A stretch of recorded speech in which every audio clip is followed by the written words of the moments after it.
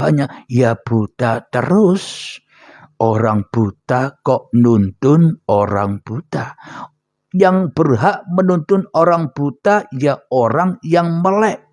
Yang berhak menuntun manusia ya Tuhannya. Tidak bisa manusia menuntun manusia.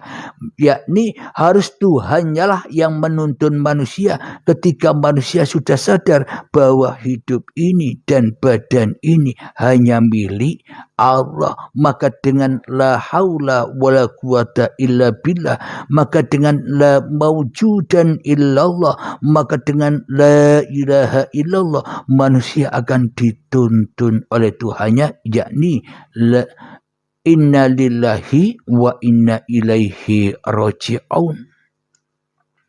Semoga bisa dipahami ya.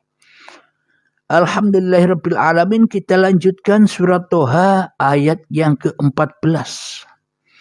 Inilah puncaknya kita berkendara, inilah puncaknya kita menunggangi Allah untuk menuju Allah. Jangan berkendara, jangan menunggangi, jangan memahami Al-Quran dengan hawa nafsunya, biar tidak salah paham. Kenapa umat Islam itu nanti katanya Rasulullah akan terbagi 73 golongan?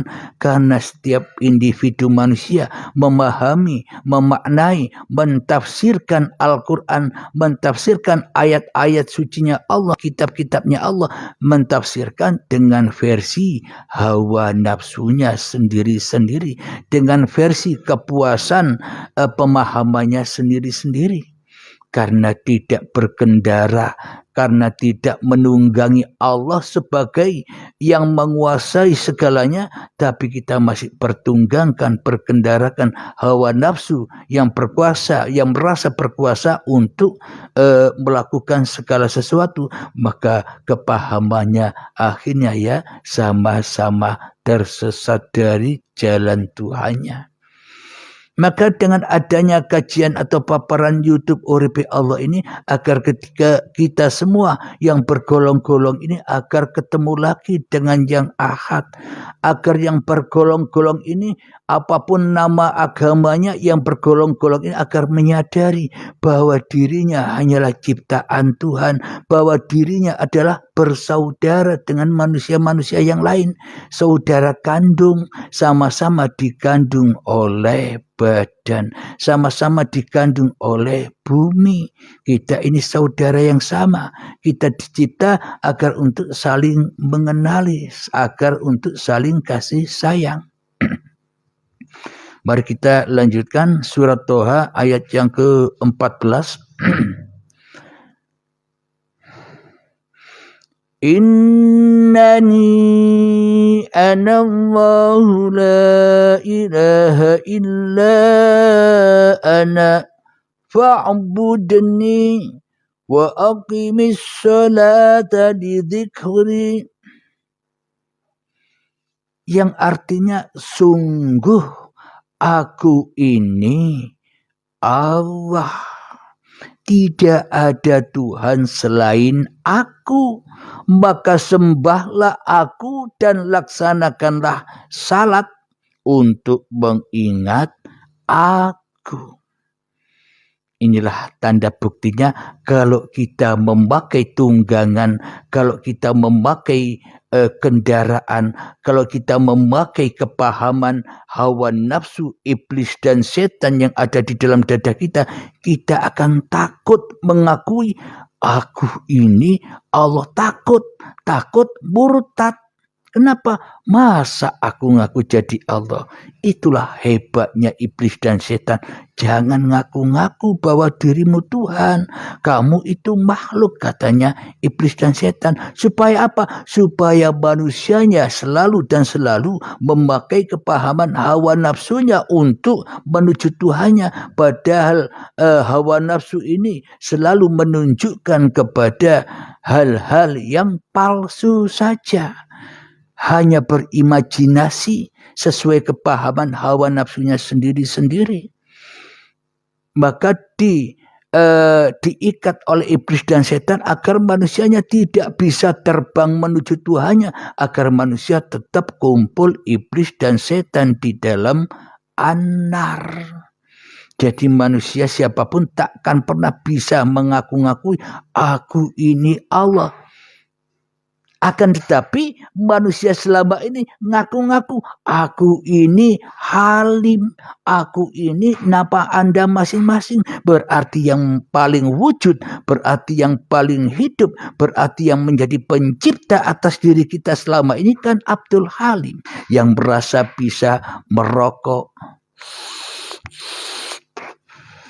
Abdul Halim yang merasa bisa minum begini, mohon maaf ya, ngopi.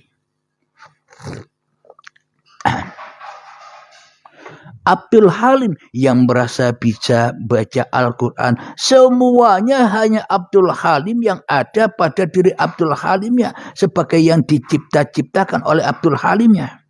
Sehingga tersesatlah Abdul Halim, memakai kendaraan, menunggangi Abdul Halimnya hanya untuk pemuas hawa nafsunya sendiri-sendiri. Sehingga semua amal yang terjadi pada diri Abdul Halim terbakar, tidak sampai kepada Tuhannya. Kenapa? Karena dimakan sendiri.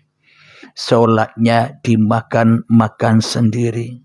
Ibadahnya dimakan sendiri. Sholat ibadahnya dibuat-buat sendiri, disembah sendiri, diaku-akui sebagai ibadah dan sholatnya sendiri. Inilah sesungguhnya aku ini, Allah ini akan nyata terjadi bila aku Abdul Halim, bila aku nama diri Anda sudah tak ada lagi di hati ini. Bila akunya Abdul Halim, bila akunya diri Anda masih wujud, masih ada, masih hidup di singgasana bait ini, bait hati ini, maka tak akan pernah bisa menyatakan, menyaksikan aku ini Allah, takkan pernah bisa. Kenapa? Karena Abdul Halimnya, karena diri Anda masih jadi Tuhannya diri Anda sendiri. Allahnya masih gaib, Allahnya masih halusinasi kita sendiri. Kita selama ini memahami Allah hanya versi halusinasi, imajinasi kita sendiri-sendiri. Innani anallah la ilaha illa ana. Sesungguhnya aku ini Allah, tidak ada Tuhan selain aku.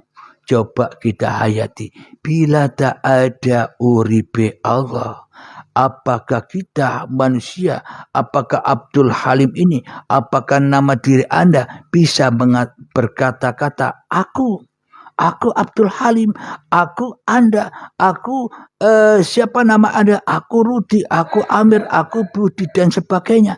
Kita takkan pernah bisa punya aku-akuan bila tak ada uribe Allah. Mana mungkin mayat bisa mengaku-akui dirinya mayat. Jadi yang bisa mengaku-akui dirinya hanyalah hidup itu sendiri.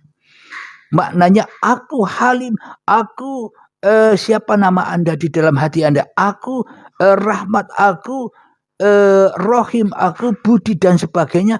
Itu karena Allah lah yang mengaku bahwa dirinya lah yang ada, yang menciptakan Abdul Halim.